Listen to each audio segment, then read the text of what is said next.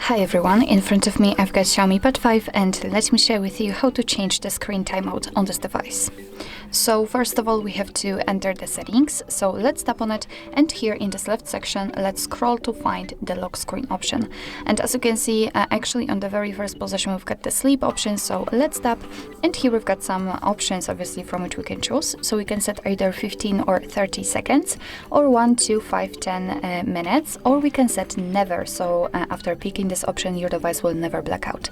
So of course it's up to you which option you'd like to use. Right now I've got 1 minute applied, this option is marked. What's more, it is notified right here, so all you have to do right now is to simply tap on the one you'd like to set. So I will pick 10 minutes, and as you can see it is notified again right here that from now on, after 10 minutes of inactivity, this device will black out. So actually this is it. This is how to change the screen timeout in your Xiaomi Pad 5.